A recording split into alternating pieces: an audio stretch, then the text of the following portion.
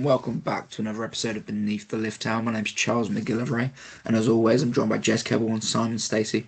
We're a fans podcast for fans, by fans of Northampton Saints. Before we get going, just a normal housekeeping reminder, follow us on social media and follow us on the platforms where you get your podcast from. How are you both doing? Good, thank you. Yeah. Just recovered, mate. Just about. And I've got a voice just so we can record. You wouldn't have heard me yesterday. Some people were saying a bonus, to be fair. Say again. Sorry. I said some people would say that was a bonus, but yeah, I couldn't speak. I was so squeaky. My missus just said, "Just don't talk to me, please, because you're really annoying." Yeah. I mean, there was a lot of cheering there. It was. I mean, that's probably the thing to start off with. I mean, before we get into the game and everything, but atmosphere was back, wasn't it? That was proper atmosphere. That. Oh my God, that's the closest to the Woodward game. That's in Woodward scoring the try. That is not Clive Woodward. That I think we've had for ages. Probably up there in the top three. It was just immense. It's a bit weird not being in the dark because it's Friday night under the lights, but it wasn't dark. But still, it was absolutely banging. The place was mental, and we know why, because it was against the old enemy, and it always means more against them. Yeah, combination of factors, wasn't it? Like obviously the semi-final, the thrashing they gave us a month or so ago, and then like you say, the old enemy. That the original derby. Rugby comes from the East Midlands. It's like that's where it's from. That's the derby within the East Midlands that matters. It's the biggest game in English rugby in my view, and it matters to everyone. And yeah, the atmosphere was phenomenal. And I did think when I got there, I thought, bloody hell, who's all these Tigers fans in? There seems to be loads of them, bloody please. There are loads of them. But they brought on a good atmosphere as well. I thought, top draw. It was immense, and I got there. I never get there early, but I had the day off, so I got there like as they opened the gates. I just sat in my seat, nobody else there, and I was already shaking. I was so worried. I'm not being cocky, because we've been so good all season. Every game I've gone going, we're going to win this. We're going to win this. And that game, I was like, I'm not so sure. I know we all predicted a win, but I was like, I'm not so sure because it's them. And yeah, I was at the end. I was a wreck. I don't know. I must have took a couple of years off my life, I reckon, as well. This team is not good for your health. You should have a health warning when you buy a season ticket. Oh, yeah, I was like the complete opposite from. So people who've listened long enough know I go with my mum. She was nervous all week and had like a horrible feeling about it, and I was the opposite. I was like, for some reason, and maybe it will. Obviously, in the end, it was fine. But maybe it will come back to bite me. That I don't know. I just felt like a level of sort of calmness and confidence I don't normally feel. So I don't really know where that came from, because I was probably the only one. But yeah, you could tell what the atmosphere was going to be like. Like I said, from the moment you get in, like we don't get there from when the gates open, but we get there a good sort of hour and 15 minutes before. And normally you get in, you get your food, you go and watch them train. But I mean, everybody was there. Like it was just packed already, like from the moment that you get in. And then even from when they were, they announced the teams, I think twice in like the build up. And even from when they're first announcing it, which is a good half an hour before, like just the cheers that every individual player got, and the same when they read it out the second time, you just knew the atmosphere was going to be something else. And I know we talked before about how, you don't really Tigers were probably the last team I wanted, which sounds funny because we've won an extra beat Bath away.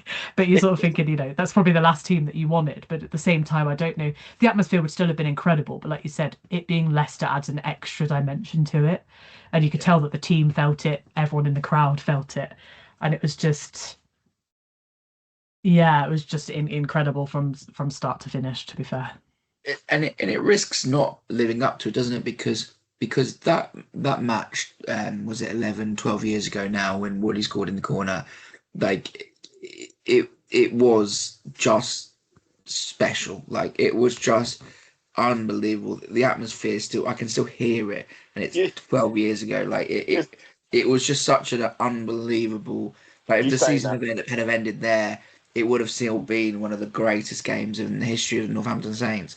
and the atmosphere was unbelievable. And therefore, when you're in the same boat again, semi-final v Tigers, it risks becoming a bit of a parody of what the previous one was. Yeah. But it wasn't. It was its own thing, and it was just incredible. Like like I said, the atmosphere, the match, the play, the performances that which we'll get into. But and it helped that Tigers played their part.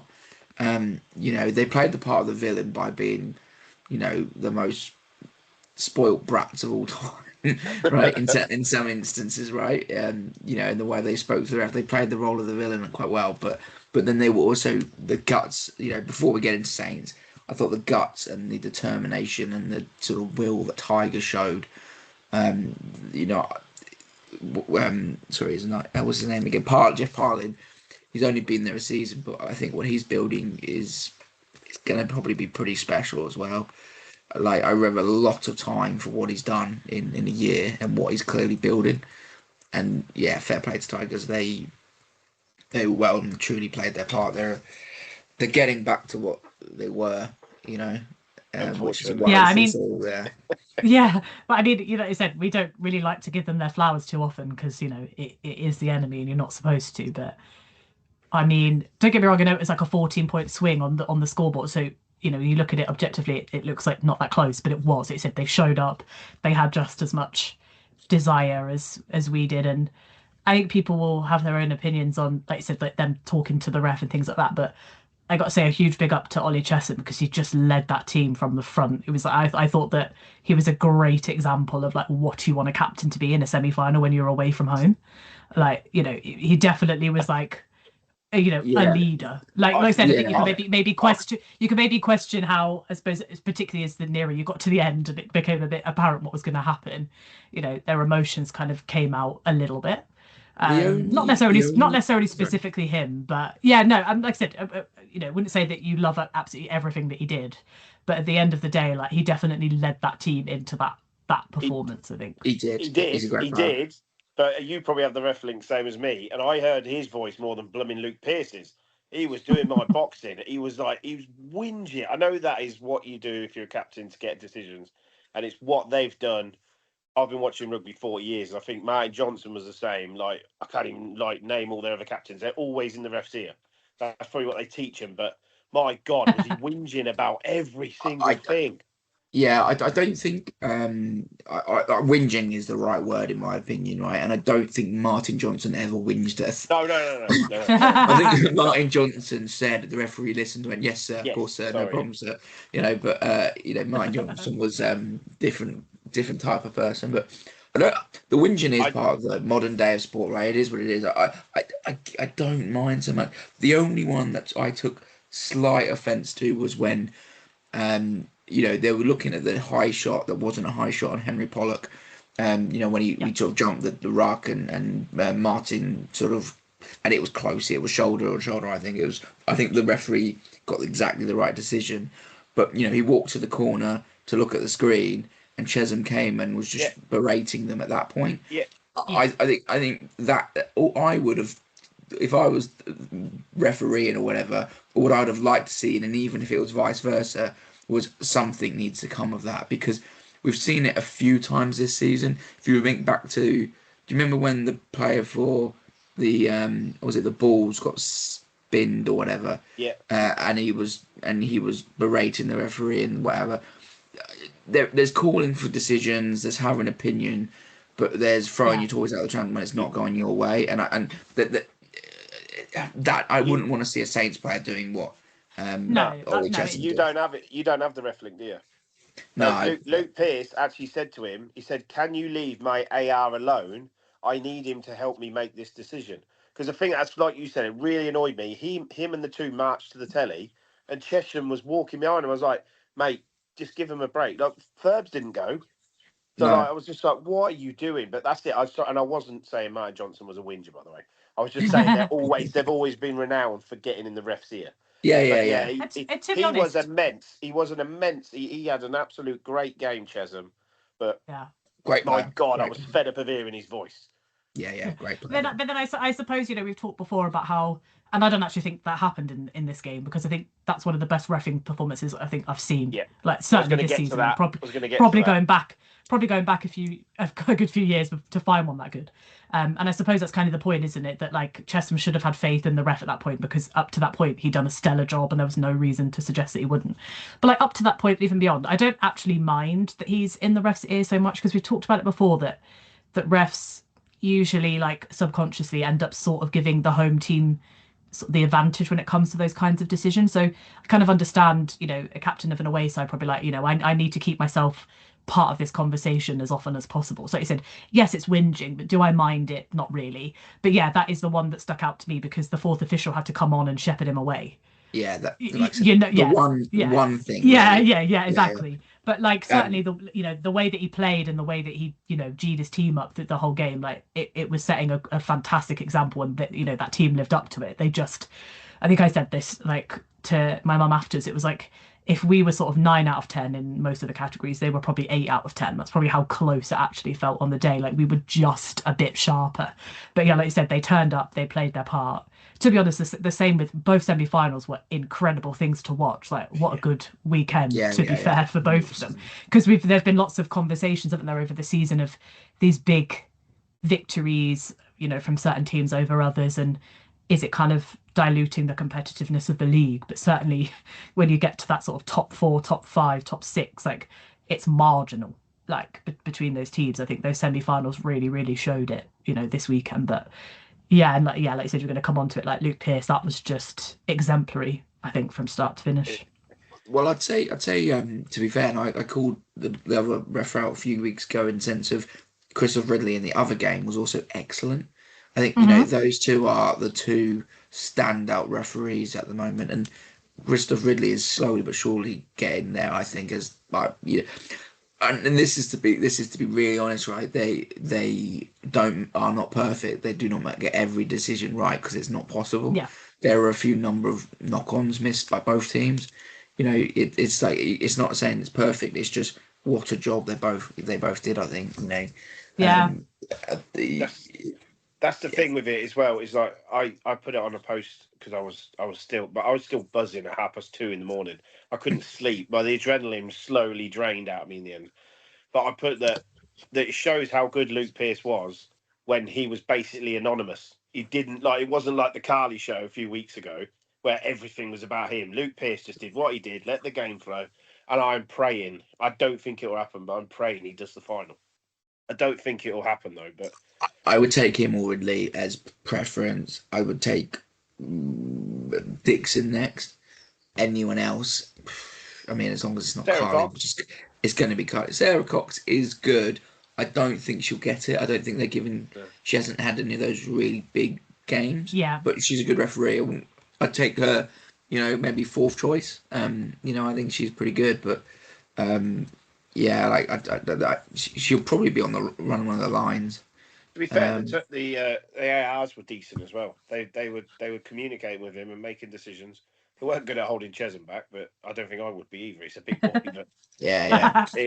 It was just an amazing game all round, and it was a great credit. And like you said, the game after, we won't talk about that because it's not Saints, but I wish I was you, Charles, and was gambling man, because I said us and Exeter to win. And if I'd gambled on it, I'd have gotten both wrong, because that's the way it works for me. But I knew Chiefs could do it. I knew Chiefs could do it, especially without Russell. I just said to everybody I was talking to, I went, Exeter will beat Bath tomorrow. And they blooming well did. Yeah, I had Exeter to win. There was no value in Saints winning. We were strong favourites, but I had Exeter to win. I thought there's just something about them, and when Russell wasn't playing, it's a big loss for them. Yeah, and I think as well that it's not to single anyone out, but I think when you have I'm not going to name him even though everyone knows who I'm talking about, but when you've got the 10 that they do select just having a bit of a more of an off game than you would expect, probably didn't help also. Like he's world class. It was a tough. No, for sure, that's what I mean. But he's not a 10. He's a fullback. Yeah, but he's played 10 for Argentina and been world class there. Yeah. It's just one of those where it just didn't. Yeah, like I said, he is world class. It is world class, and like you would think maybe in any other fixture that doesn't have that level of expectation on it, maybe he'd have put a better performance in. But yeah, it was a tough that was a tough tough second half for them, certainly. But I was also to say, like, back back to ours, that, like, I also think as well, like, the ref TMO, like, relationship and link up was excellent as well. I think really helped. Like, Luke didn't need to put everything on the screen. He put some stuff on the screen, of course, where it's like marginal, but most of the time the ref would tell, the TMO would tell him something, he'd accept it, we'd get on with the game. Like, which is something that Saints love.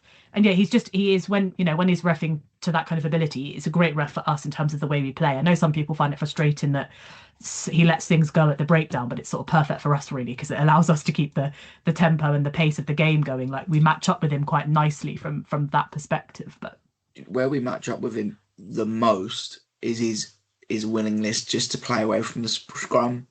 Yeah, I think I think without Big Trev, that's a quite clear and obvious weakness that we've got. I'm looking at that Bath game and the Chiefs pack, especially in the second half when that big Georgian came on.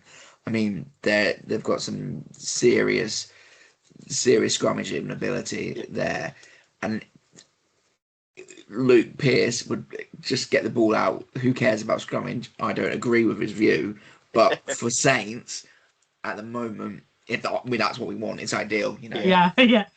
It also depends which Chief scrum shows up, because Thomas DeToy was walking all over him for the first 40, and then he wasn't. Like, as soon as he went off and the Georgian came on, yeah, completely reversed. But I mean, even before then, like, they talked about Thomas DeToy was on actually for longer than he probably should have been. He got a couple of penalties against him. It was just like once he tired out, he just wasn't capable of continuing to kind of scrummage at that level. But yeah, for the first sort of 40, thinking, Jesus Christ, Chiefs they've got to improve in this area. And then lo and behold, luckily they were sort of able to. But yeah, it's probably, like I said, a weakness of ours. But I mean, also it's like, I also like that Luke Pearce is very much in the camp of, like, to get a holding on penalty, you need to hold on to that ball for a significant, it's got I think it's supposed to be 5 seconds technically. And there were a few of those that they probably had the ball for 2 seconds. I thought, is he going to ping it? Because so many other refs did. And he would let one extra sort of moment happen, and we were able to, tackle someone off the ball and get it back or whatever. Like, it really helps in those situations, because the week before, we got turned over so much and so quickly and so easily.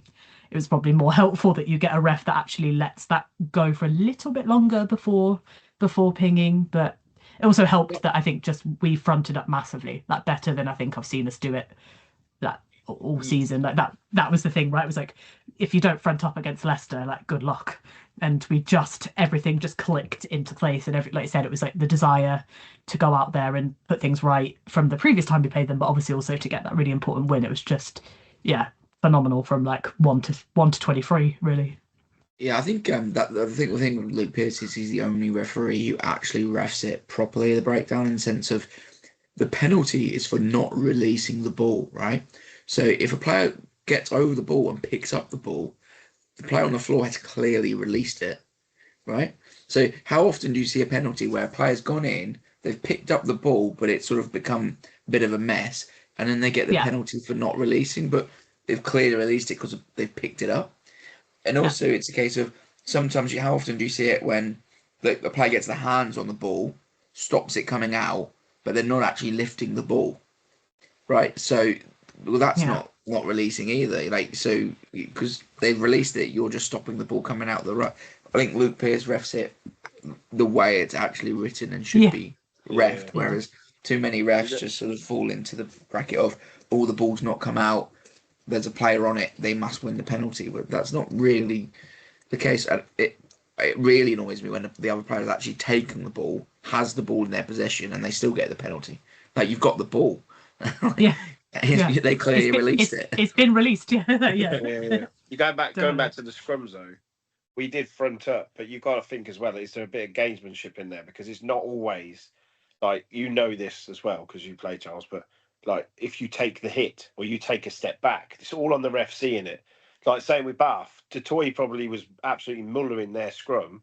If they realised that and took a step back and the ref didn't notice, he would get pinged for early engaging or whatever. So it's not always about pushing, is it? And I'm not really sure.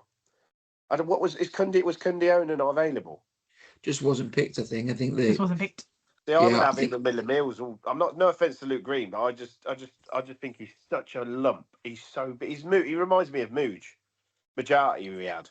Yeah. No, Yeah. I can see it and I agree. I think it's just a balance of everything, isn't it? Like Miller Mills brings an awful lot around the pitch, and I think when you listen to some of the interviews of the players, like he's a really awkward player to scrummage against, and because he's basically a block. Yeah. There isn't really many human beings on the planet of that his shape because he's so really awkward in the sense of he's so squat and so wide, and so it puts that challenge. And I think sometimes they match shapes and what one player does Yeah, against what the opposition will yeah, do. possibly. And I think that Miller's just been awkward, put Yeah. put a bit of because Nicky Smith's obviously an international, but I think it just that's what they went with. I think, but So is Miller Mills. Yeah. yeah, exactly. Yeah. But I mean, I think they went with the experience and went with the just sort of I- awkward scrummaging nature of Millie Mills. I actually, on my way out, which was about 11.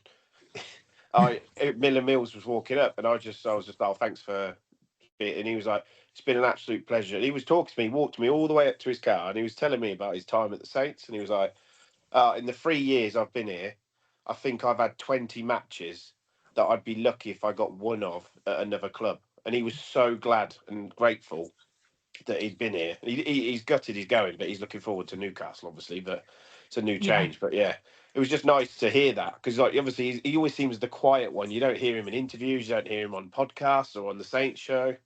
Yeah. He's a really nice guy. He was a really nice top dude, and he'll be missed Both along with and Sam Graham. Spoke to him, another one. both Miller Mills' sisters played international rugby, didn't they? One played for England, one played for Scotland, I think. No way. Yeah. But, I mean, he's a class player. He's so good around the park, and if he had scored that try, that would have been cool, wouldn't it? Oh, I know. It's like just one of the sort of best finishes by a prop that will never actually be. I think I saw a commentary on the highlights saying that he like a ballerina turn to finish it, but it got disallowed. I was gutted. I mean, I obviously follow quite a lot of them on Instagram. The amount of them that put the clip up of his try and just the greatest try you'll never see, and was kind of joshing about it. But I mean, should have been disallowed. I'm not, Do you think that is do you think because did he ever lose contact and control of the ball? I was about to say, when I saw it again after they disallowed it start, they replayed it on the telly. Was it Pearson? I can't remember. No, it's Hendy. Hendy. When he was on the floor, it looked like that their player. It looked like it hit their shoulder and went backwards. Well, I think he pulls it forward, but he doesn't lose control, so it's not a knock on. On the commentary, David Flatman said, I think he's been treated unfairly there. Or he's been unlucky there. I don't think it was a knock on. And Austin Healy obviously he is just incredibly biased and said, well, you can't pull the ball back into the ruck. Well, irrelevant because it never left the ruck. So no, I said the same thing. I was watching it back, back the morning after, so Saturday morning, and watching it, and I do think his hand comes off it like literally the fractionest of fractions. But no, he said he's not allowed to pull it back in. I said it didn't leave. At what point? At what point has that ever popped out for him to? It's tucked into his body the whole time. It's never left. It's I was so confused. Never find a more biased person. Because I got there so early, he was there. He was talking to all their team and all their players and that on their bench. So he's always going to be there. He doesn't matter. You can't take the boy out of there. No, I wouldn't expect them to either. But that is what it is. But say that, but all the others are neutral-ish. Look at Flats. Flats is a little bit biased, but he's not. I think he's the best out of the lot. He's very good. He's very good. Yeah. Well, but the only thing I'd say was Austin Healy saying that, we can't put it out the rug. It's because he knows that it's not a knock on, so he's looking for something else. That's I don't think it was a knock on, but it's one of those ones where you let the referee make the decision because there were so many of those instances where they gave knock-ons when there clearly wasn't a knock-on. It's just like a fumble. At one point, there was a high ball that Furbank came off his knees and went forward, and the referee gave it as a knock-on. Never touched his hands, never touched his arms, but it's like a fumble gets given as a knock-on these days. Yeah. Yeah, it's one of those, isn't it? When the game's happening so fast as well, like, and it really was, Yeah. wasn't it? That, like, like you said, to expect them to get 100% of things correct is just silly. Like, we shouldn't put that on them. But No. yeah, because like I said, otherwise I think that was just really well ref. I think all the big decisions that were made, like in terms of what is and isn't a high shot, penalties. There was one card, wasn't there, for right? Like, all those decisions were correct. Like, I don't think I disagree really with any of them. And like, sometimes it's not even about whether you do or don't, it's like how clear is the explanation. And Luke is one of those that explains it properly. And I think Dixon's kind of the same. Like, do I always agree with his outcome? No, but I can understand the process by which he made that decision, and sometimes that's kind of what it is that you're looking for.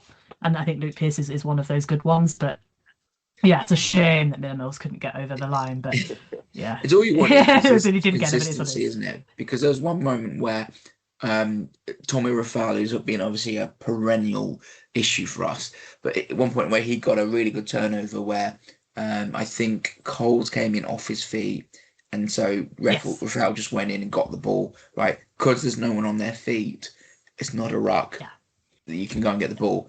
That was identical to the right penalty yellow card, in my opinion. Everyone was off their feet. Right skipped round and picked up the ball. So it's like it's where even was, the though, same. It's where it was. But where it was, the fact that they'd had a break triggered something else in Luke Pearce's mind. Yeah, like so it does, it's like it's difficult, but it's neither are wrong or right because those are pure interpretation.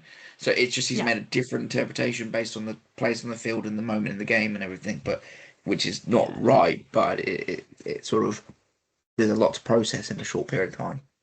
But anyway, let's move away from like talking about the refs and Leicester, because like we've got to talk about players. Yeah, I mean it's a long list now of like where do we start? I mean, I think we should start with the man who kicked everything off.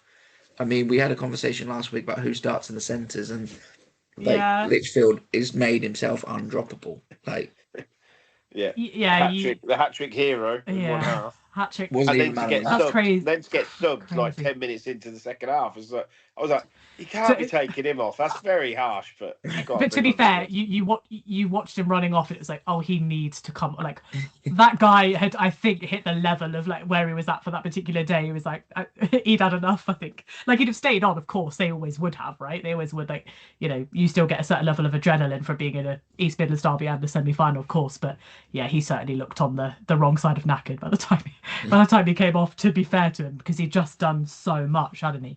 But you've got to also appreciate like how good the rest of the team is, that you get a hat trick and you're not even on the man of the match shortlist.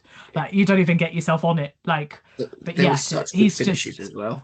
Oh, 100%. Like, I know that his third one, wasn't it? That and I'll give props to Healy, because he did say on comms when I watched it back that it does just touch the line at right at the end, and it does. There's there is a clear image of it on the, and to be fair, I haven't actually seen that many Tigers fans suggesting it wasn't, to be fair, that I didn't think it was at the time. I thought it was short. The thing is, like me and like where we sit, Simon, we're on the church's side, so you're so far away from the screen that I was like, has he got that over? And then you watch it on the telly the next day, and like, and he just, and you can clearly see it touch the line as well. So you can see why the TMO said it was a try. Like, he just gets it over the line. But yeah, I mean, amazing fast start. I mean, the guy is just, like you said, he's just. You've got so many great centres here, but like, how on earth do you kick him out of the spot? I don't see how you can at the moment. Like, well, they said, was it Finn Smith in the interview afterwards said, he's like, oh yeah, no, Festi's going to be even more obsessed with Tom Litchfield now that he's done that, right? But I think the reason why Festi's clearly such a fan of Litchfield is he's everything he coaches, right? Yeah. They like when we had Hendy on, and when you listen to interviews, they always say Vesti teaches you, can you beat the man in front of you? Can I score? If not, what can I do to make someone else do the same, right? Yeah. But Litchfield gets the ball, and his thirst for is, how can I beat the man in front of me? And he does it with energy and aggression and his intent. And that try where you're with 90 seconds into the game, yet there's a space, and he doesn't think twice. No, he's like, gap, throw a go. Nothing. He's not. There's nothing going through his mind other than try line. and in that 13 role, in that crash ball heavy big runner role, you don't need to think too much. Sometimes you just need to have intent and aggression and get the ball over the line, but also just the vision to see it and go for it and back himself. That's what it is. They talk about how they train. It's all about decision making. If you make a skill error or you don't execute correctly, fine, but go for what the right thing to do is, and he does it every time. He deserves probably a little bit of a England consideration as well, because there aren't many centres as big as him, as powerful as him, and with a pace and form that he's on. Yeah, I think he deserves it, and he's technically keeping out the England 12 at the minute, isn't he? So. Yeah, I think they've dropped Dingers for him, so I'm not saying he's not. Dingers all day long is, as we've called him, the glue, and he makes the backs work and tick. But with Hutch at 12 as well, that was good. He was all over the place, wasn't he? That boy, blimey, he was brilliant. Yeah. Some big. His defence has gone to another level under Radford. Yeah, and I've said that. I've said this before, and I still think it's true. I think he's the best passer in the Prem. By a mile. Like there was one way just. Ball just straight out the back of his hands, like absolutely. It's like it's nothing. It's like it's the easiest thing for him to do for the first try. Yeah, and it's just he is absolutely ridiculous, and but they were a great pairing, to be fair. So can't fault them. Yeah, I mean, with Dingers as well. It's like you can't pick the two out of the three, but they're all so good. But I think the thing is, Litchfield brings what he brings, and he dials it up to 11. What he's good at. Hutchinson exactly the same. What he's really good at, dials up to 11, and then they've got maybe 6 and 7s across the board in their other aspects of the bit. Whereas Dingers is 8 across the board and everything. Like it's not, and that's not to downgrade Dingwall at all, because he's brilliant. It's like, is he as fast as Litchfield? No. Has he got the distribution of Hutchinson? No, but he does both very, very well, and he does other things that they don't do as well. So. It's just balancing horses for courses, isn't it? Really, I think if you came up against if Tigers had got started with Kata and Parise, that had become their first choice. It was always going to be Bailey and one, because that's who they've backed through the season. But if they backed Kata and Parise, you'd have to have Dingers in there, because Dingers is so good defensively and they offer a totally different threat. But with those two, you sort of go, well. Horses, courses, Hutch, Litchfield, great options, isn't it? We've got to bring up the chosen one, man. That boy was on. I don't know how I know Finn was amazing, but how he didn't get man of the match. He and everyone. I've seen comments online going, "Oh, he dropped the antics and look how good he was," but that's a load of rubbish. He's just insane. He's 21, and that performance, 24 carries. There was more. I think they said 26. I've seen different stats. Sorry.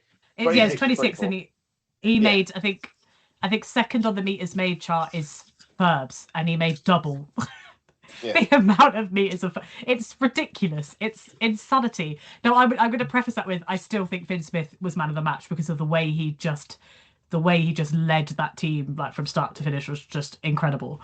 But I mean, woof, that guy was just, and like I said, got a couple of big shots, but kind of great turnover, like I said, insane. I mean, just from minute one, he got the ball within, like I said, he was a fundamental part of getting up the pitch for that first try. Like, and from literally the first 10 seconds, you were like, oh, this kid's going to be on it today, and he just didn't stop. Like, it's a crazy number of, I think second on the list for carries was 13, so he's made double the number of carries. He's made almost double the number of meters of the person second to him. It's ridiculous. And at the end of the game, he still had energy to spare. Yeah, he was running around, jumping around, jumping around. Like, he even kicked it out for the final kick. He kicked it out as well. I was like, it was just an unreal. Wyman going, give me the ball, give me the ball, give me the ball. It's right in front of me. No. Like for a 7 to get double the number of meters of a fullback is insanity. But like I don't understand how he can do it. Like, how his stamina is unbelievable.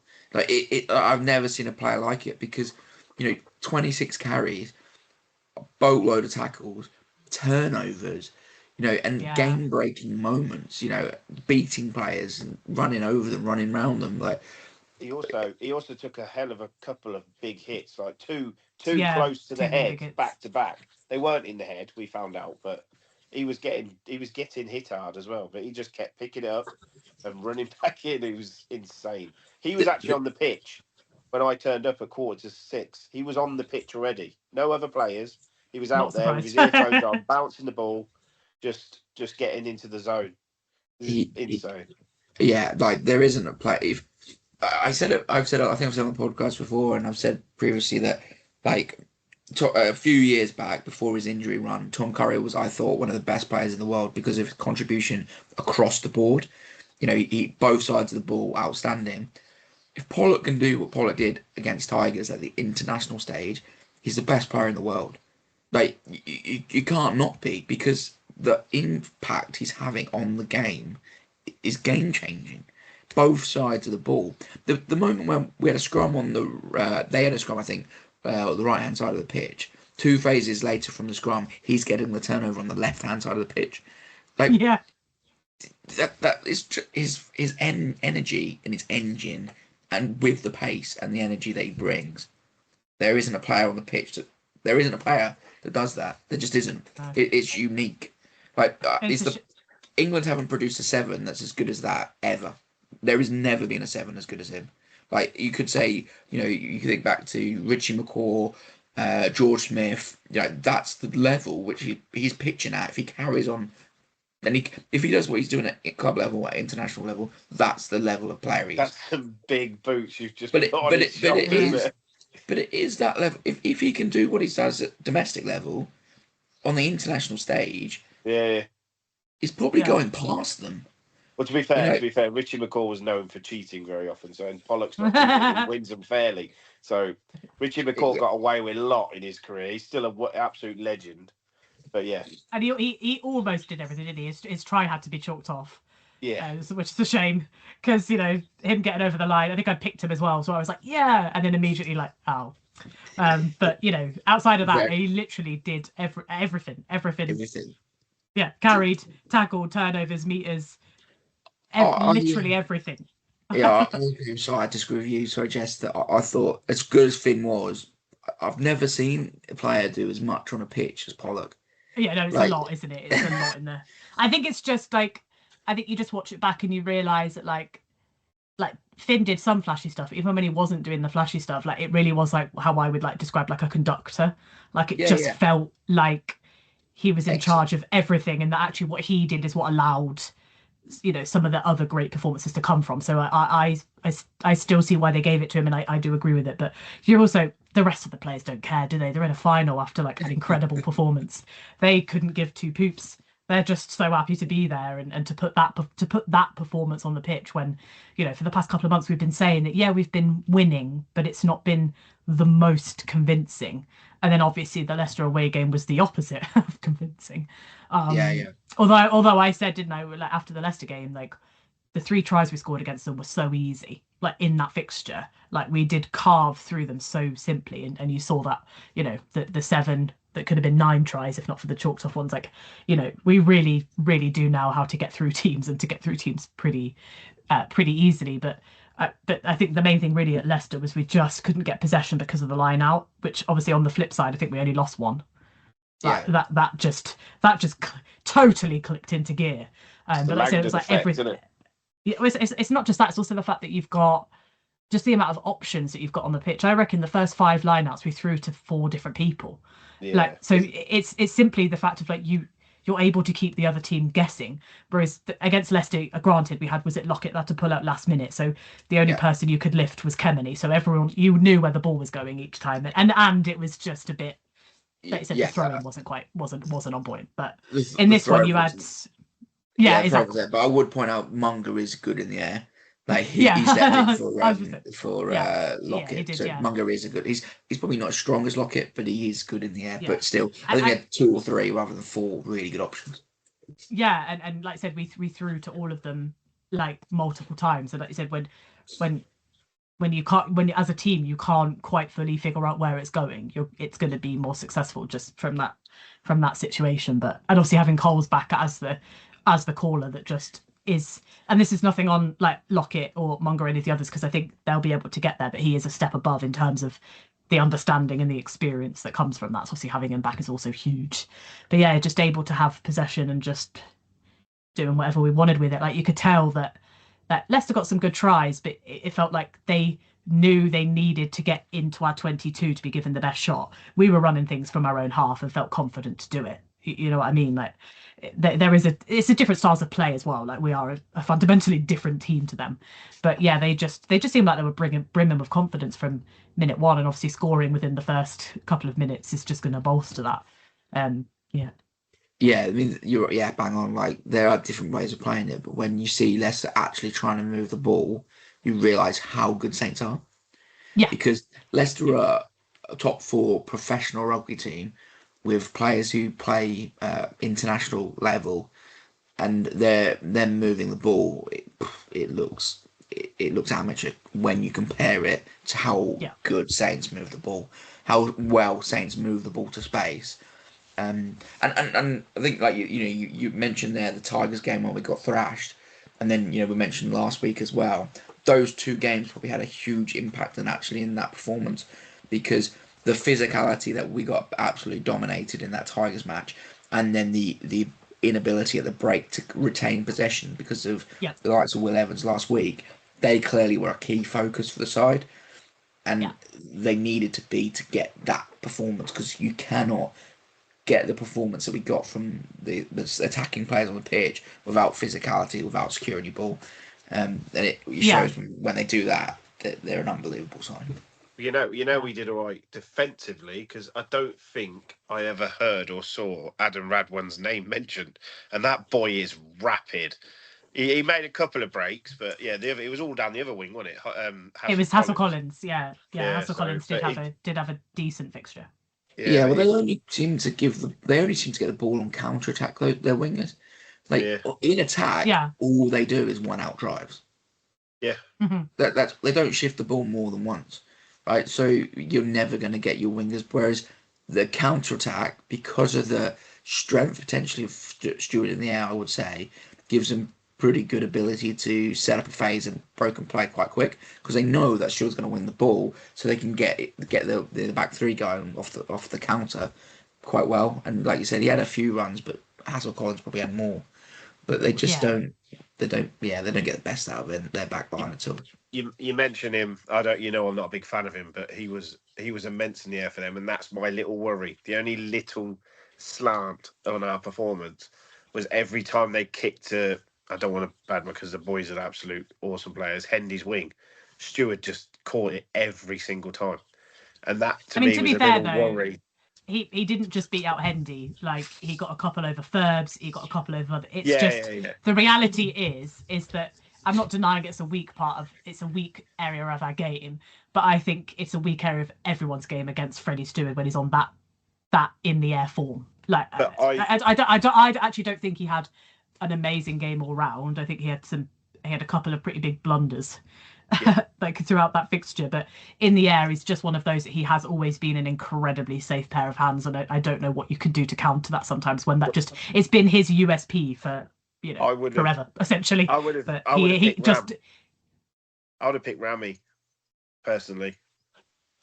I can see the logic in that. I think Hendy's probably the only player on the pitch where he did some amazing things, but he also did some things where you go, there's some improvement to be made. And you listening to him on the radio last week, and they were talking to him about moving to fullback and what he's got to get back better at. And so he fully knows he's got to improve his aerial game. But the thing that sort of I disagree with, from who am I, but I disagree with, is he said they've got a process that they think is confident. They think no one in the league is dominating in the air, and they've got a process of how they're going to approach it. And it's quite clear what their process is. They're going to try and slap it back, right? They're trying to go one-handed and slap it back and deal with the mess afterwards. I fundamentally disagree with that, and that's not what Freddie Stewart's doing, is it? Freddie Stewart's going out there and winning the ball in the air. He's dominating the area, and we talk about skills and how Litchfield running's up to 11. Well, Stewart's skills in the air up to 15. He is excellent at it. But it's just confidence and ability, going up. Tommy is just as good in the air, in my view. Like, and it's like if we were telling Tommy to go and try and slap the ball back, waste of his talent, because he can go and compete and he takes the ball above his head and he's amazing. And I don't think trying to coach Hendy or Ollie or Todaro or whoever it may be to try and go up one-handed and slap it back sets the right mindset. Go out, and I've said it on here before, go out and win the ball. And if you get out competed in the air, you get out competed in the air, but have a go at being good, because it's just jumping and catching. Right? And that's all it is. And they're international standard rugby players. They can go out there and do that. That's what I mean. I don't want to put like a pick. I'm not picking on him, but it was so obvious when it went over that wing. I was like, he's not going to get it. He's not going to get it. And they knew that. So they kept kicking it to that side. Because every time Tommy had it, he literally would jump up and he'd land and he'd have a counter attack. But it was more a case of we are kicking as well. We're box kicking and we're kicking to Steward, and all we're trying to do to Steward is jump one-handed and tap it back. And at the end of the day, we're just nowhere near. At that point, don't even bother competing. Wait for him to land and absolutely belt him. Because if you belt him hard enough, he'll be off the pitch and someone else will have to do it. Right? So, legally, go out there and hit him as hard as he can, legally, and make him question doing it. If every time you go up to catch the ball, you land and you get absolutely belted, well, the next time you're not going to be so confident. So, like the whole giving him an easy run at it and just trying to slap it back one-handed, it's not even on the players. It's poor coaching, I think. And we've got the best set of coaches, I reckon, in the world, but that angle is wrong. I really don't agree with it. Yeah. I think teach players to go and win the scenario. Go out and catch the ball. Yeah. Anyway, sorry. Rant over after a great win. I didn't want to poo-poo it there. I'm sorry, but I was just like, the only little thing that got at me a bit is every time it went up there, I was just like, he's not going to win that ball because Freddie Steward's jumping with him. And he literally jump up, try and slap it, get totally out jumped, and then they'd have the ball back. And I was like, stop kicking it that side. Give it to Tommy.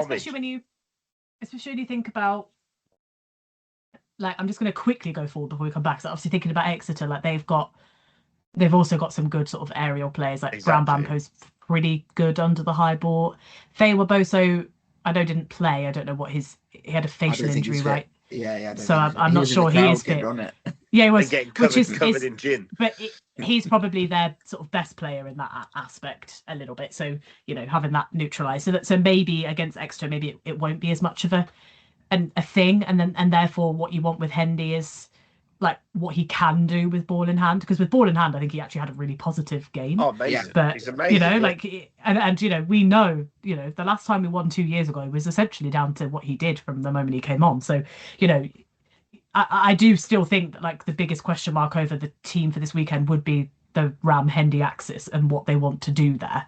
I wouldn't think it's bad necessarily if they stuck. I wouldn't think it was bad if they changed. It just kind of depends. But I think Ram is probably the better all-round player, but I think Hendy is more. He's more of a game changer in that he can just change something in seconds. You know what I mean? Like, and I think they want to keep him on the pitch sometimes for that aspect. I said against Bath in the final 2 years ago, we literally saw that, in real time, like how incredible, that 20-minute cameo was from him, for example. So yeah, they sort of have a difficult choice there, and I suppose they're at the stage of like they'll have to, whether they decide to reconsider is clearly a pre-season thing at this point. Like I highly doubt that they'll somehow change their tactics between then and now, but yeah, it definitely is a weakness of, I would say, our all-round game, because I don't even think it's just Hendy. Like I think we have other players that try to slap it back when and like I said, I don't even think it's just us. I think other teams sometimes they're so desperate to try and slap the ball back, and I agree. I think more teams should focus on getting the person once they've landed. Like I said, the amount of big hits that you could put in on individuals, and then that, like you said, that shakes confidence and that potentially causes issues, because, like I said, in other aspects of Freddie Stewart's game, I don't think he was quite on point. So if you'd gotten him a couple of times and got put a bit of doubts into his head from that aspect as well, you'd never know. Now, obviously, at the end of the day, we won by 14 points, so who cares? But but yeah, it definitely is but I would say about like the box kicks, like yes, I think that Parlin perhaps went to them a bit too often. I still think he had a really good game. He's just going about his business. Like, he sets the pace, he sets the tempo. It's a really, really good level. He has a really good ability, I think, to clean up like messy balls. So I'm thinking in that first try run, I think Hutch attempts to throw it back to Pollock. It just goes behind him, and McParland just scoops it up like it's nothing and keeps the movement alive. So I actually do think he had a really good game all round. It's just that one aspect of, and not even just because it's Freddie Stewart, but just the reality is we play so well with ball in hand. You want to keep it in hand as much, even from our own half.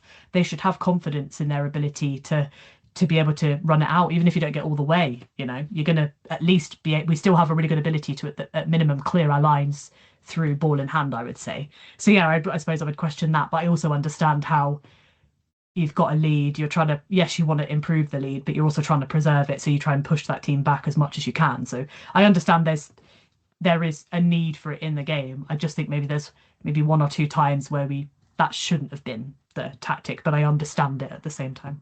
Yeah, it's a tough one. I thought Parlin was excellent. Like his ability to move the ball, the pace that he brings, outrageously good. He's such a good player, genuinely good, and we are the team we are because of a player like him at 9. You obviously Mitchell as well, but Parlin slotted in and been excellent. And there's probably bits of his game that are better than Mitchell's, if truth be told. As a 21-year-old is insane. I think the box kicking that's the tactic they've gone in with.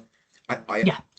But then, I think there's also opportunities for other forms of kicking that we don't do enough, and that's the game doesn't do enough. I think when you've got someone like that where Stewart is obviously going to win the ball in the air, which is different to and this is we focus on ourselves, we don't focus on the opposition. So next week against Exeter, completely different game. If Woodburn's at fullback for them and Rambo and Riddle and etc on the wings, they're not the same beasts that Leicester have. They're if you kick high to Woodburn, you've got every chance of out competing him.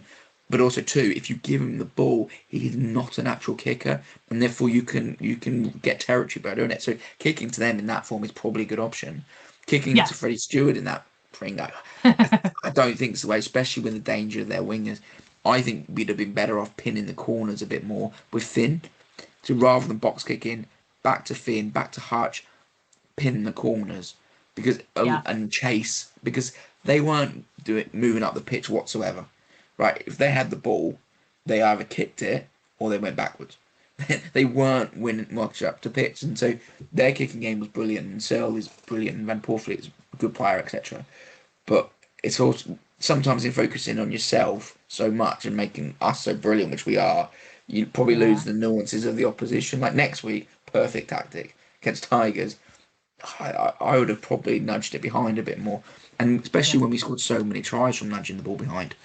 Putting them under pressure. The Litchfield try where they all ran in there, Stewart and Radwan ran into each other, and just putting them behind and then panicking. Like those balls along the floor in the corners would have probably, I think, killed Tigers off a bit easier than what we did. Giving them the opportunity for Freddie Stewart to look so great doesn't help us. I've got one tactic. Why do we not kick for 3 points anymore? Why do we always try and score a try in the corner? Because there was a stage where we were 7 or 8 ahead, and I was like, so you're right in front of the post.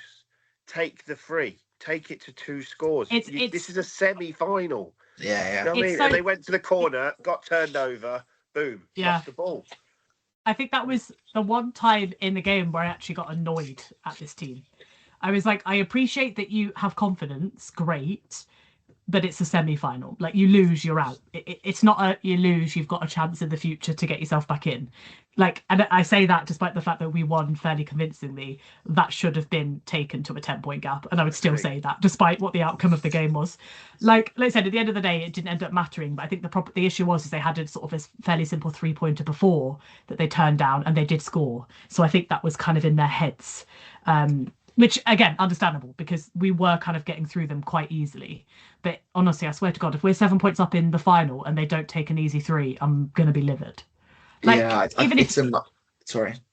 No, I was just saying, even if the game doesn't end up, like I said, in the end, that was a 14-point swing.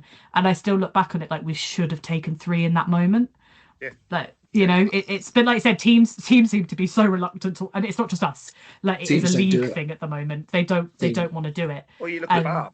Bath did the same, didn't they? They just kept Yeah. rocking and rocking. Just take the drop goal and you're in the final, you idiots.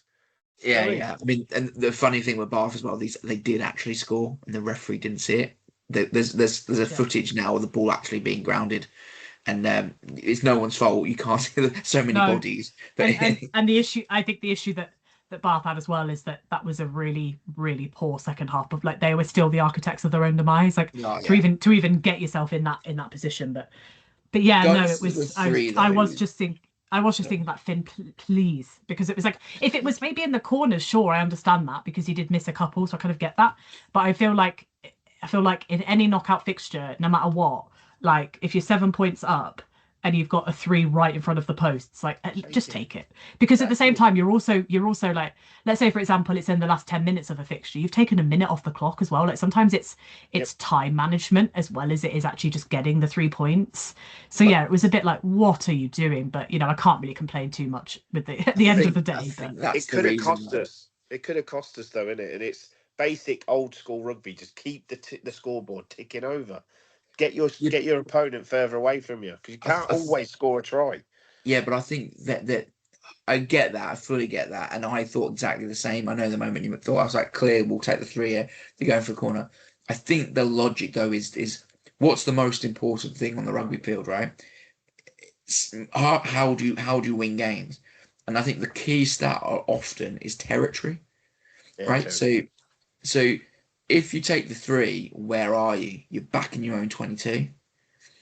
If you go to their 22 and you spend 5 minutes down their end, especially against a team at Leicester that probably aren't going to go for a full-length breakaway, right? And through the game you've managed to pin them in quite well defensively. mm, It's 5 minutes off the clock, not a minute, and you've got the opportunity to, one, wear them down, and two, potentially score seven. And I think the major difference in us winning that game was our fitness. Like Yeah. we got oh stronger as yeah, the game went on, and they tailed off. And mm, Searle obviously coming back from fitness, Freddie Stewart coming back from injury as well. Their fitness was clearly, they were towing yeah. at the end, whereas we were getting stronger. So definitely was. And like again, not his fault, right? That was a hamstring injury, I believe. So Yeah, you're also coming yeah, back from something pretty big, and it's your first game back, and you're doing the full thing. Like, yeah, he just, and to be honest, I wasn't really expecting it necessarily, but even from 60 minutes, I remember again saying to my mum, I was like, if this wasn't a semi-final, they'd have dropped off. I think the adrenaline of a semi-final was what allowed them to keep going for 80, but by 60 some of them looked down and out. And I think, if, like I said, if it wasn't a semi-final and there wasn't the adrenaline of like, we've got to win this match, I actually think we might have been able to open up a gap. If that was a regular season fixture, I actually don't think it would have been as close as that. But yeah, it's obviously, like, it's the beauty of a semi-final, isn't it? Like, you give it all for 80 minutes even when you're already done. But I guarantee when JJ came on with, what, 80 minutes ago, they're probably like, are you actually having a laugh? Like, come on. Like, and I thought as well, I've got to say, like, Prowse, I thought was excellent from start to finish. He's unbelievable. totally come into his own this season. He's unbelievable. And I think as much as I actually think that, like, I think I saw this online. Someone had tweeted that, thankfully we've kind of gotten away from Pollock being the impact player, because yeah, you can get him on for the final 30, but you've wasted 50 minutes of what he can do. Whereas with Yeah, JJ, I almost feel like it's the opposite. You tire someone out and then he comes on. There's no way some of those older players in their heads are like, I'm just going to retire.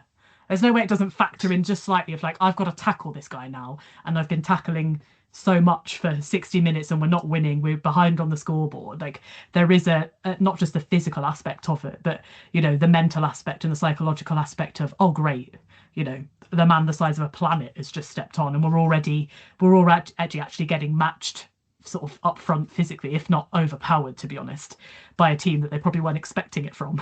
And then you bring him on with like 20 minutes to go, you're just thinking, oh, for God's sake. So he's like actually the epitome of when that tactic works. Plus, Prowse is playing so well right now. I don't think you can not start him at this point, really. no, I think the game that we play, well, half of the game that we play is we want to run a team off the pitch. We Mhm. want to play at extreme pace so the other team fall away and we get stronger. And that's exactly what happened against Tigers. You can't do that with JJ starting. Yeah, I think it's counterintuitive to try and play that game when you've got JJ, because that's not getting the best out of him. Whereas 20-minute shot at the end, like you say, then he comes on, adds a hell of a lot of impact. It works yeah, perfectly. But Pollock starting, because to play that game, he allows you to play that game unbelievably well because of his contributions across the pitch. And like, yeah, I mean, Prowse, Kemeny, to some extent, Pearson as well, but he was also everywhere. But those three were just so good at just banging rocks. Like, they were just there, first man there. You ain't having this ball.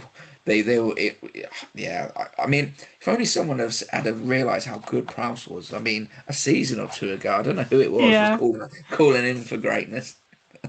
Yeah, and also like think about forwards like Coles, like he's so good with ball in hand. Like the guy was brilliant. just like, can you think about like I always honestly genuinely think like him and Chesham, like as a 4 and 5, like what a great 4 and 5 to have, like the way they play, like just like as individuals. Sometimes it doesn't necessarily marry, but I just think them two individually just had such good fixtures. Like we definitely missed Coles when he wasn't on. But I mean, God, the guy at one point was keeping. I think I can't think of who it was that was running, but he's keeping pace with some of our backs just simply because of how massive his stride is.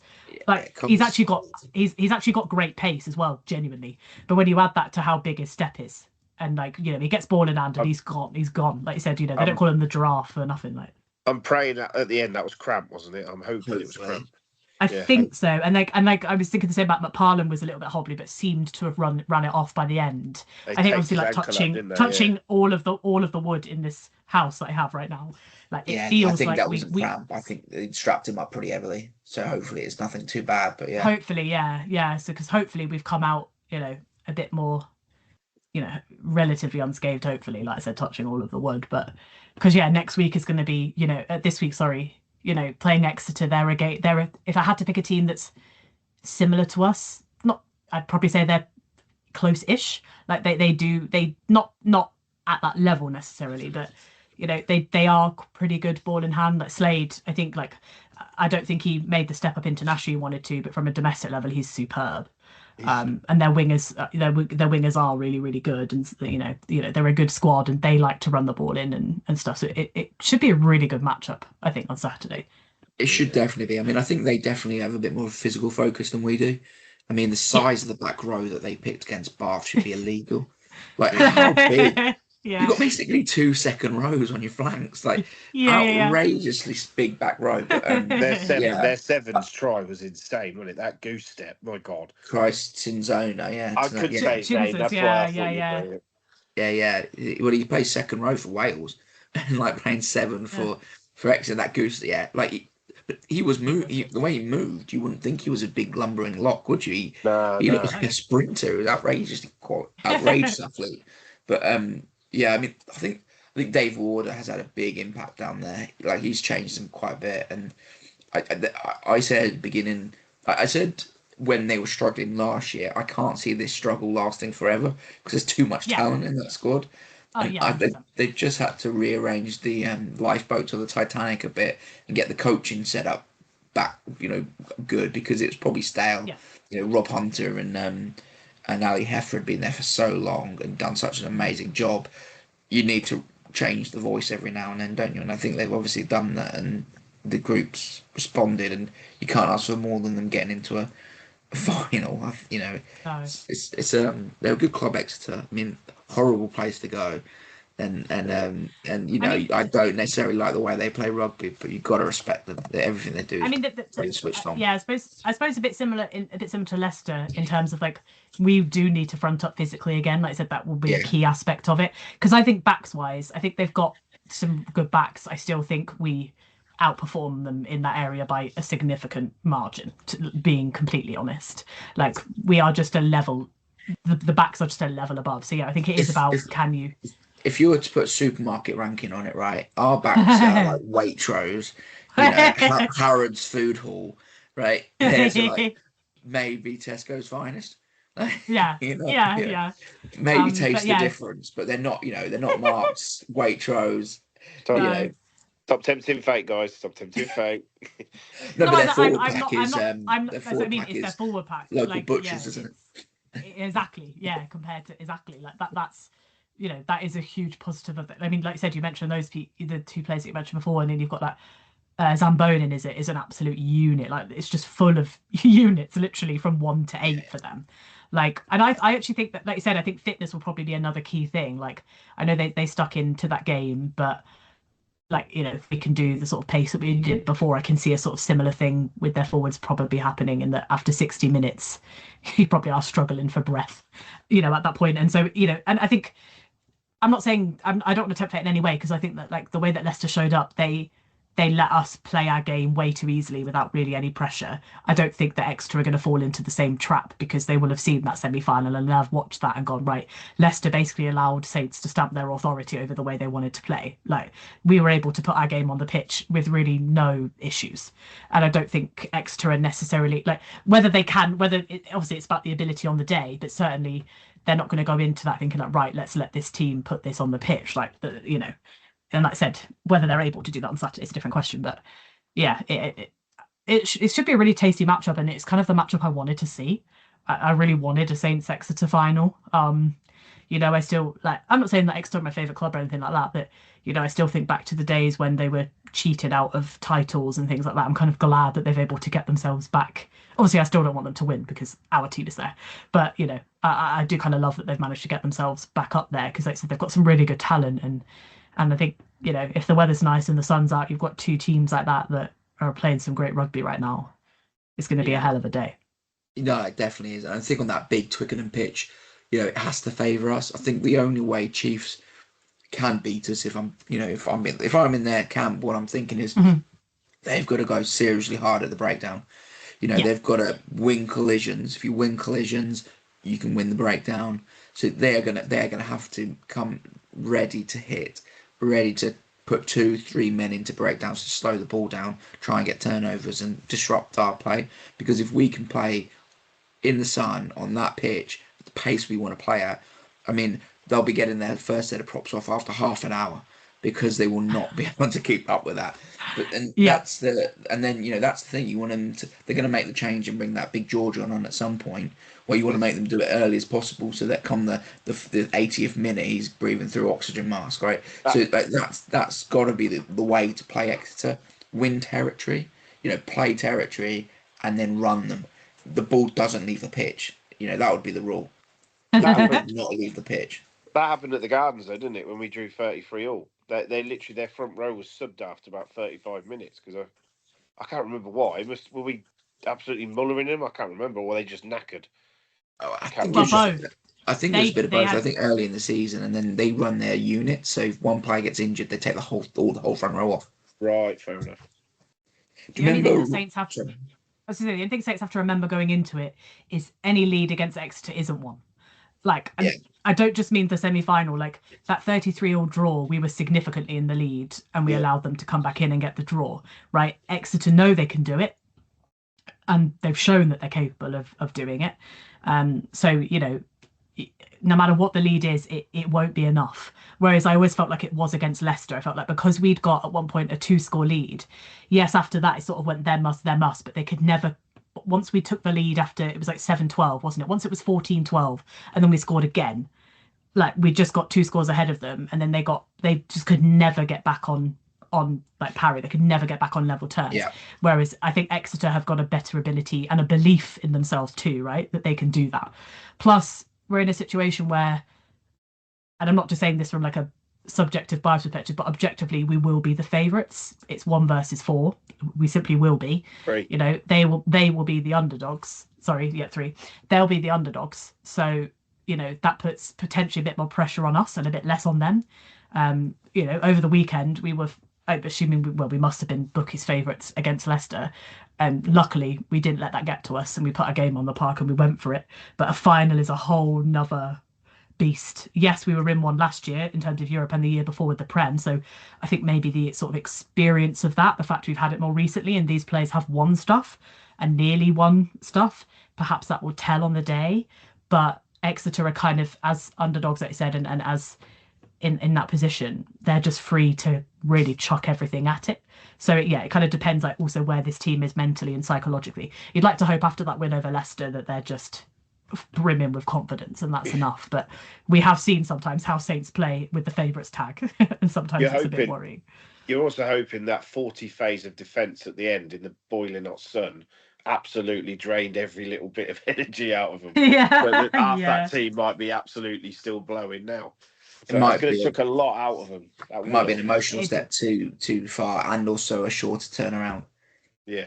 Yeah, I But also think they had I don't know what the issue was, but Varney was having a great game up until something was going on with his eyes, and you could see, obviously he went down for a little while, and then you could even see when he was back playing, you could tell he couldn't see properly. There were balls that were kind of just going past him. He was squinting a lot. So I don't know if that's an issue that maybe he'll be able to overcome by then. But he's a really good nine, and if he's very not good. firing fit, or he ended up not having to play, like you've got to think McParland then would be able to just run that game from that aspect. So yeah, kind of, and that's assuming that he is obviously fit, which again, touch wood, everybody is. But yeah, you do wonder sort of like it's weird with an emotional run, right? Like we do have the emotion of, and one person we didn't mention enough was like Ferbs to get Oh the yeah. try that basically sealed it, and the week How do we before not mention? to get to get the try that sealed it and got us. He scored the try, didn't he? That actually got us the home semi-final advantage. Then he scores the try that basically gets the game out of sight.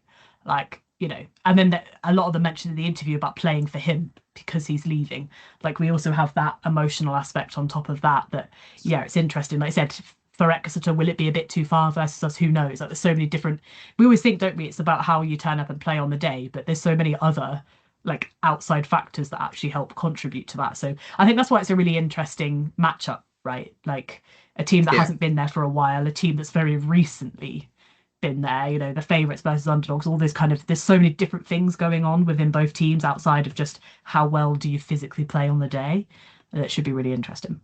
I think that's the thing though. Like the whole thing is, if you go away from what you mentioned there, putting our game on the park, if we don't try and we at some point try to stop putting our game on the park and try and manage the game, I think that's when you let Exeter back into a game potentially. Yes. Say you have the best thing to know that you can do something is already do it, right? So the fact that Chiefs came back from, was it, they were 15 points, 10 points behind at half time. 24-10. Yeah. It was Yeah, 26-10. They were 16 points 16 down. points Yeah. behind at half time, and they came Yeah. back and won the game, right? So all that does is prove to them that they can do it, and they obviously Exactly. came from behind against us beginning of the year, right? So they know that if they're behind, they can come back into it, and if we try and manage the game, we will. They of course they can do it. The best thing, the best thing we can do is just keep playing. And the best example of that was at the weekend when I think they said on the radio and the interviews afterwards that Vesti said when Finn put that cross kick into Tommy, apparently the radio could hear Vesti going, "No, what are you doing?" sort of thing, right? And then it's pinpoint. Tommy's amazing, steps the man, gets inside, offloads to Ferbs, hits the line at the perfect angle, the perfect timing, runs it into the corner, takes us that score away, right? But because we kept playing, we kept doing what they know they can do. If they stop making those decisions and they start going, right, let's just nudge it into the corner, wasted a bit of time, try and grind this game out, then you just sort of giving the opportunities to Exeter to do what they know they can do. I would say before that first try, there was maybe a 10-minute period in the game where I think we did exactly that. You could tell they were trying to protect the lead. And I was like, we just don't work like that. And also coincide, I think, with Leicester sort of like getting a bit of a surge. They had like a little bit of a surge for sort of 10 minutes before it again kind of disintegrated after Ferb scored again at the end. Like, yeah, there was definitely a period of time where the box kicks increased a little bit, and it was obvious we were just trying to push them back to maintain the lead.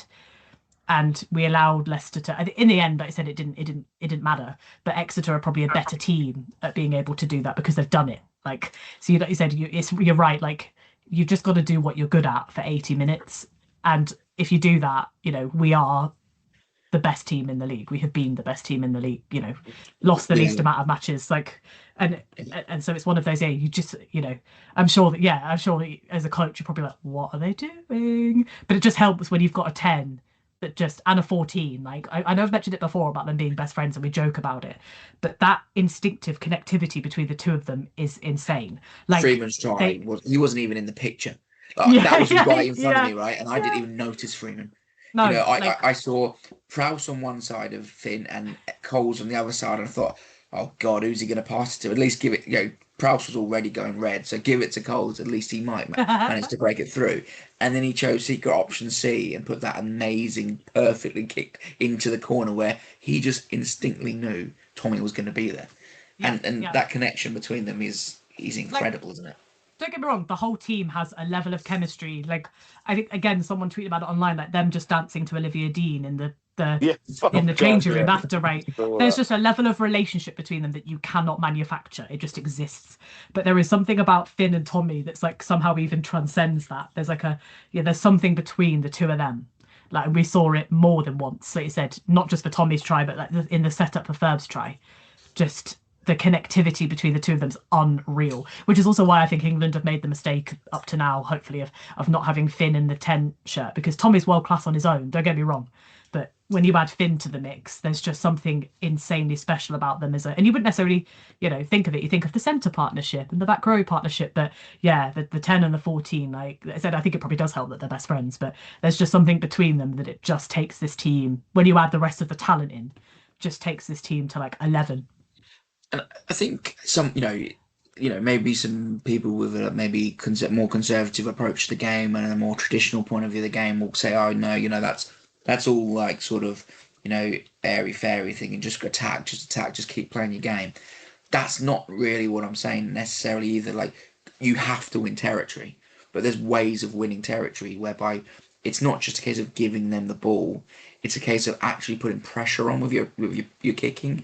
So rather than just box kick, get it halfway up the pitch, try and contain a team. Teams are too good at attacking nowadays.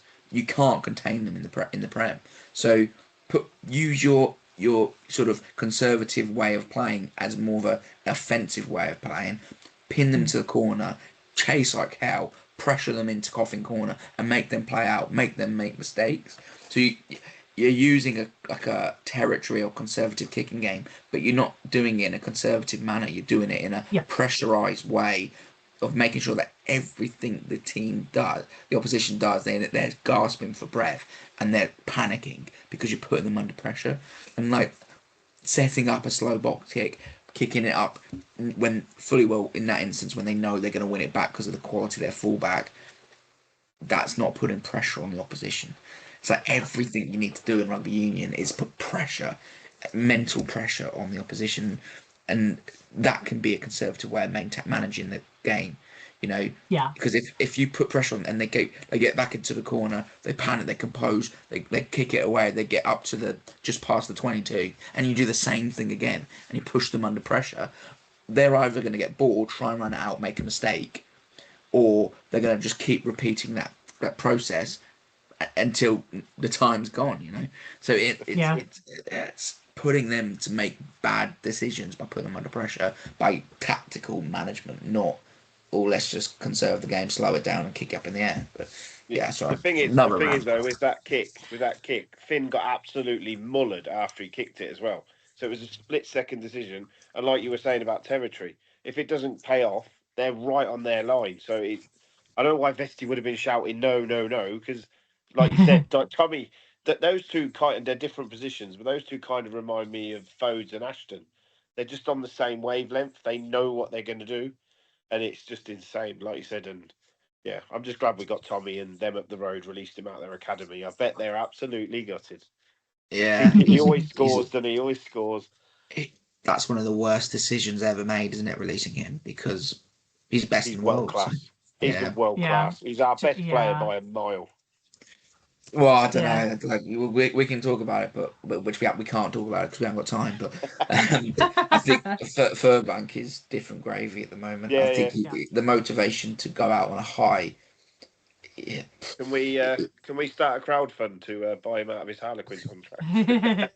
I don't I think just want to say, the population of Northamptonshire could afford it. Unfortunately, yeah.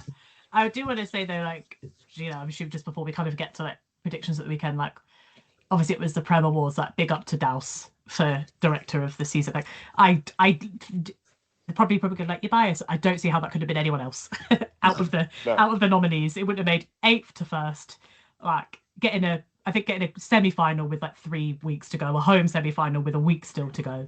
There's no way that could have been anybody else realistically.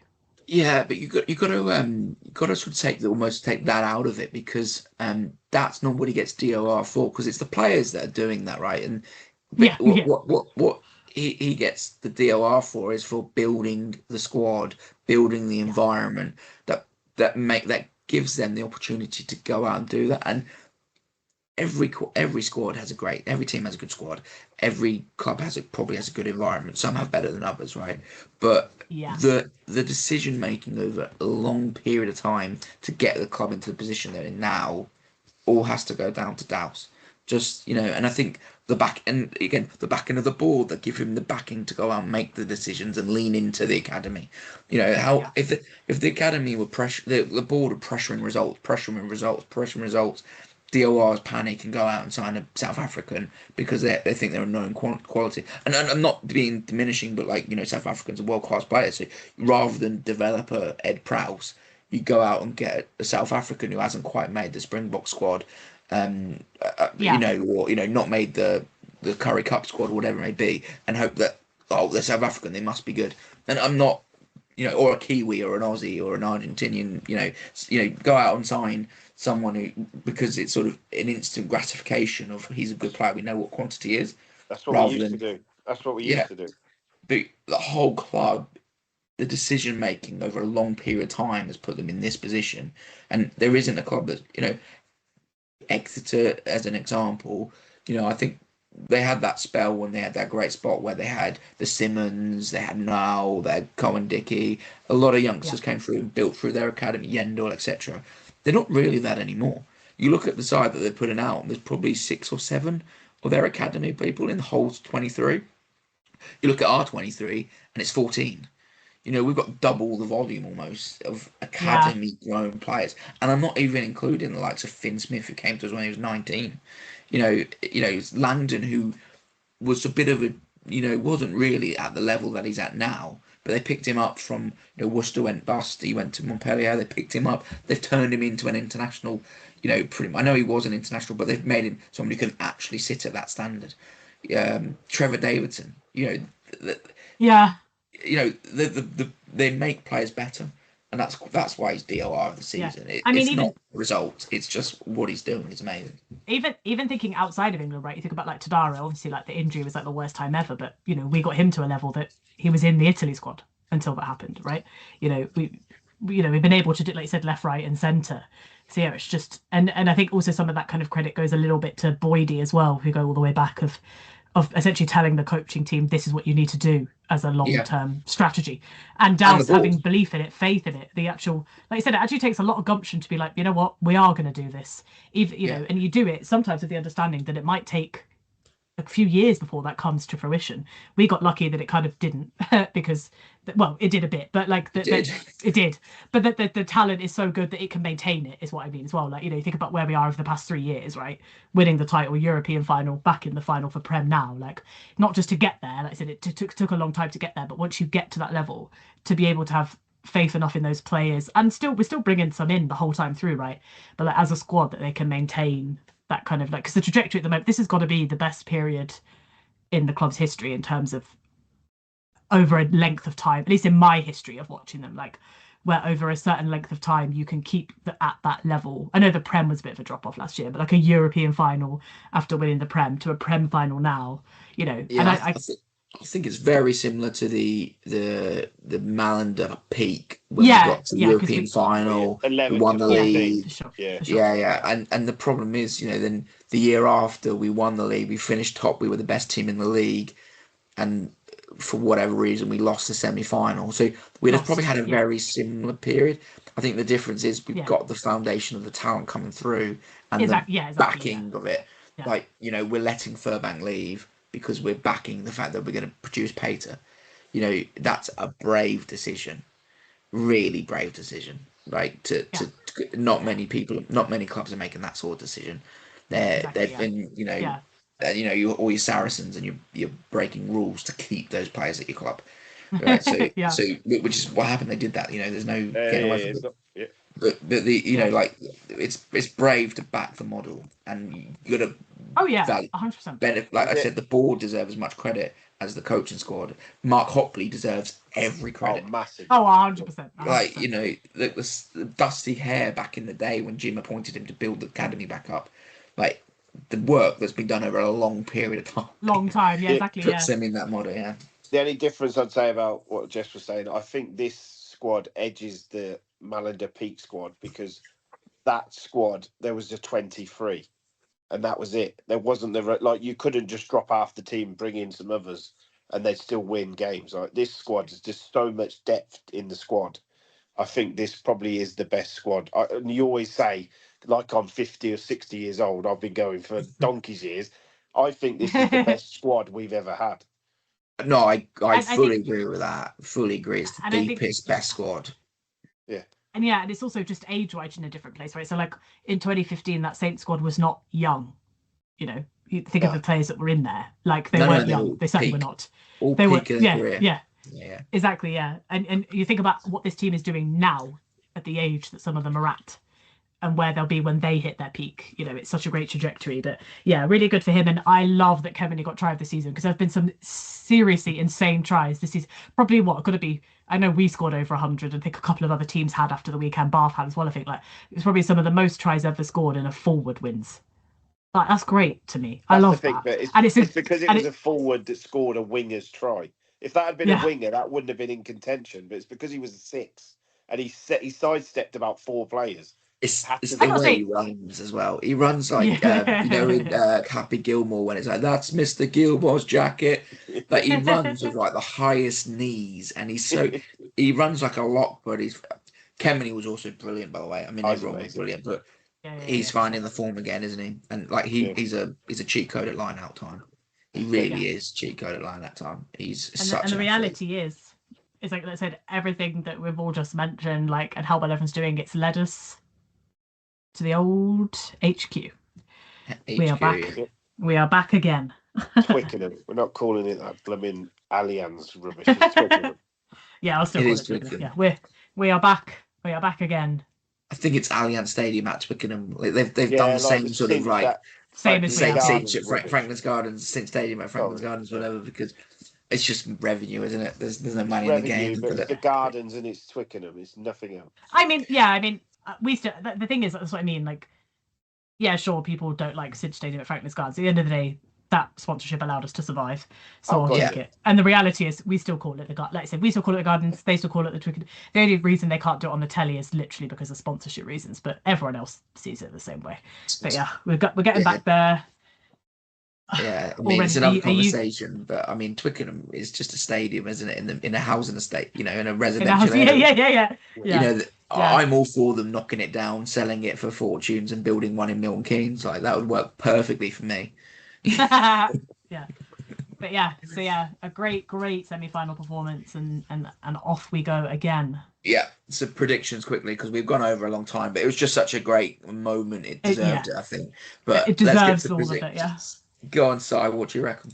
Oh wow, I'll go first. Oh, cheers for that. It's the same order. It's a final, so I'm going to go a bit more lower. But I'll go 28-23, and I'm going Freeman.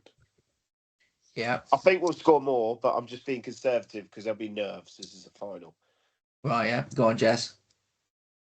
I'm going to assume that we're going to be on the same sort of, hopefully the same sort of form at the weekend, and the same sort of confidence and the same vibe. So I'm going to go higher, because I think we all went a bit low for the semi and we got a bit surprised. In a good way, in the best way. But I think there's every chance we can put another like 40 points on the board. So I'm going to go 42, 33. I'm going to say he was cruelly denied. He wasn't. He was legally denied the try. But I'm going to go for Pollock again. And hope this time he can keep himself onside. I wasn't too far off with the score. I can't remember what the score said. You said 32-27. Okay. It was so 40. you and me had the same margin. You were a bit closer. You had a bit higher scores. It was null and void because none of us got within the margin. But you had McParland Si, and I had Freeman, so we cancelled each other out. So it was an unlawed round. I'm gonna go. I reckon we're gonna win. I reckon we're gonna win well. I think Chiefs have sort of achieved something by getting to the final. I think the emotion last week was probably that was the win for them. I think to go again will be a bit too hard for them, and I think we're ready to absolutely put a score in the final. I think we're just a better side, and we've got the experience of finals. I've gone 41-28, and to score, I will go with Lichfield because that's almost a That's fair. guarantee, isn't it? Yeah. Yeah. Yeah, I mean, what an experience it's going to be. I mean, you don't get these opportunities. You've been going, what do you say, 30 years? Sorry, 40 years. I've been going 25 years. Jess, you've been going a decade plus. It's and how many finals have we been to in those years? Not many. So you still need to cherish these. It's just very rarely That's do we it. go. Have we gone in with as favourites? I've been to Yeah. about 10, maybe 12 if you count the other cup. Yeah. We ain't won many That's been- of them, This to would be be fair. I've This been will to be a my- whole host of semi-finals. We had that spell before Jim, when it was Wayne Smith, and we got to every semi-final we were in and lost. Yeah, for me, this is the 6th. So I was there in 2011, 2013, 2014, 2024, 2025, 2026. So yeah, Yeah, this will be 6 for me in that time. I've been to all of them, and I don't think there were too many really before. Like I'm trying going to back think. to like Twickenham 2000 European Twi- Cup. I'm going Yeah. Pilkington Cup. I think that was I can't remember. That was Twickenham as well. I think we lost to London Irish, I think. Going back. Yeah, I know was at that- that game. I was at that game. Yeah. And The, then we had a spell when Watch. we won the There's LV Watch. Cup. LV Cup a couple of times. One was Yeah. at Worcester. We beat Gloucester. We beat Gloucester at Worcester. Yeah, where Tiny nearly scored a whole length of the pitch. He tried, intercepted didn't the jet. I don't know if you were there, Jess, but he intercepted the ball on his own try line and almost went the distance, and he was a loose head prop. Yeah, yeah.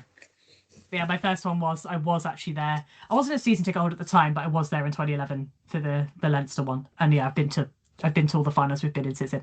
So yeah, I suppose because of my younger age, I suppose I've been to more in a smaller concentration of time just because of the way that's worked out. But yeah, it will be. By the way, guys, I'm not ancient. I went when I was 4. I started going when I was 4 years old. Yeah. Okay? To be fair, I have been an on and off season ticket holder since I was in my single figures. I am on the board of the people that renewed when we got. But yeah, from now I obviously went to uni and all that. I've had a season ticket now permanently from when I was 21. But I was not 21 during the obviously Leinster final. I was 16. So I was there for that. But yeah, I've seen 6 in my. I will have seen 6 by this Saturday. So yeah. Yeah. No, And let's hope it's a victorious one.